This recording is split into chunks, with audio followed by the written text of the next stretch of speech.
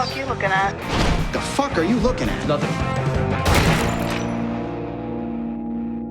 The Milkoviches are a much more extreme, much darker version of what the Gallaghers could be. The Milkoviches do make the Gallaghers look normal by contrast. There is love in the Gallagher home. There's love between siblings, and even at moments from Frank. The Milkoviches, it's kind of every man for himself. There's not that support network. They don't have breakfast in the morning together. There's no one there making coffee. It's the polar opposite of what we see with the Gallaghers. They have joy. They want to be together. They want to make sure it works. The Milkoviches have to survive. The Gallaghers don't have a violent, sexually abusive, bigoted gangster for a father. They have a absolutely horrible human being as a father. Whatever you... Jesus! The Milkoviches are just really fun characters. They're really a joy to write for. And the challenge is sometimes, making sure that they're a part of the Gallagher world because you want to tell those stories.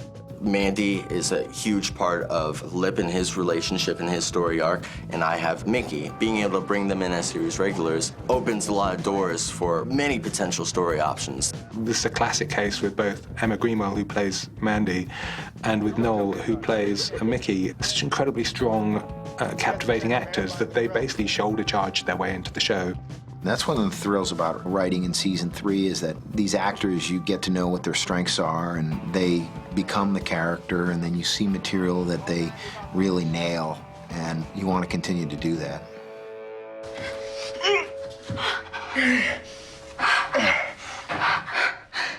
You belong here with me, not with that fucking vegetable. The character of Mandy Milkovich, on the surface, would definitely seem like she's the town slut, is the easy one.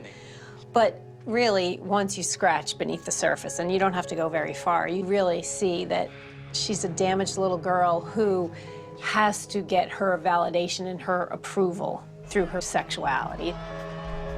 That was her weapon, was her sexuality. And she definitely, when she doesn't know what else to do, she will go back to that. And she'll use her prowess to kind of convince people. It's her shield. It's her guard from seeing actually what's inside of her, which is just a broken little girl who's fiercely loyal to her boyfriend. She craves the love and the support that the Gallaghers have for each other. She's like very attracted to the Gallaghers in that sense, and whichever one will take her kind of thing. We see Mandy act in both a savage way, almost psychotic way, and with incredible nurturing selflessness in the space of this season, and all of that is part of the human heart. Where were you today? I didn't see you at school. Ian's, a huge part in her life and their friendship. Planning to go to Carnegie Mellon? Please. It's for nerds and homos.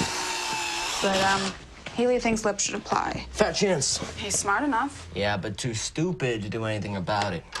It's kind of the easiest thing for her to fall in love with his older brother, and she is kind of creating her own little family in her mind.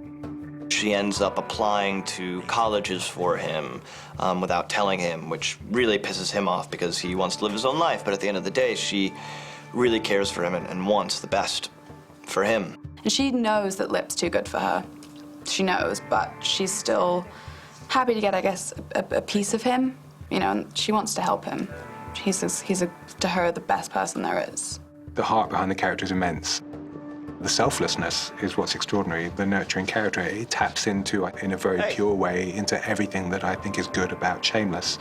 And that is, you take the surface judgment and then you scratch behind that, and whatever dirtiness you think you see, ultimately there is a great humanity in everybody and the potential for it.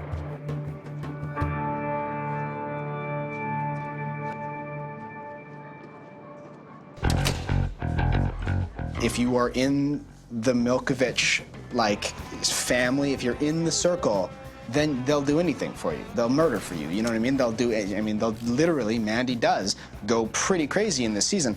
And that's a good example because Lip has crossed the line into the inner circle.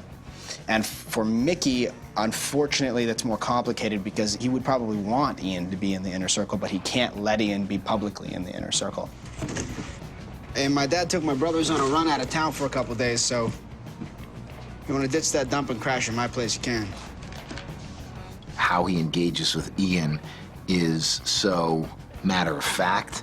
When you're writing dialogue and jokes that are matter-of-fact, they can be very quippy and very blunt. There's no need for subtext because what he is saying is exactly what he feels. It is just text and point of view.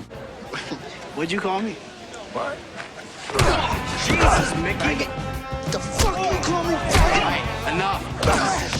Oh, he does not think he's gay.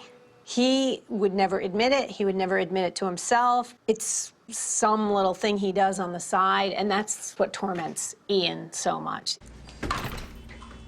That's your grandpa? Nah, just a guy I've been seeing.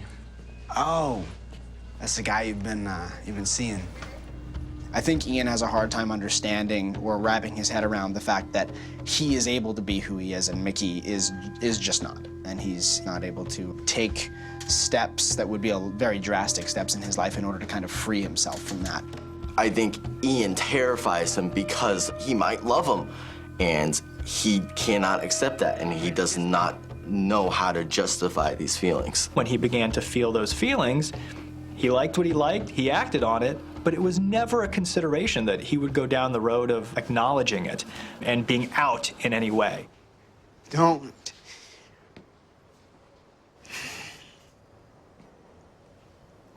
Don't what? Just. The fact that he's too scared to do that isn't, of course, entirely understandable if you look at the universe that guy lives in. But that's, I think, what really kills him. That he's not brave enough to actually stand up and say that. Not everybody just gets to blurt out how they fucking feel every minute. We purposely decided to make the Milkoviches more barbaric.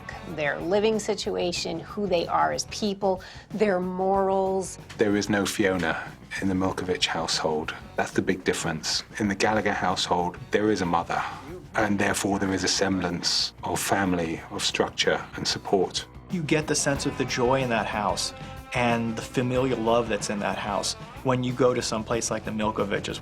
Fiona has brought up the Gallagher clan with a sense of right from wrong, where the Milkoviches don't know how to handle anything any differently because that's how they were raised. Walk the fuck away. If there was a show about the Milkoviches, it wouldn't be as inspiring at times. It might be a little too dark.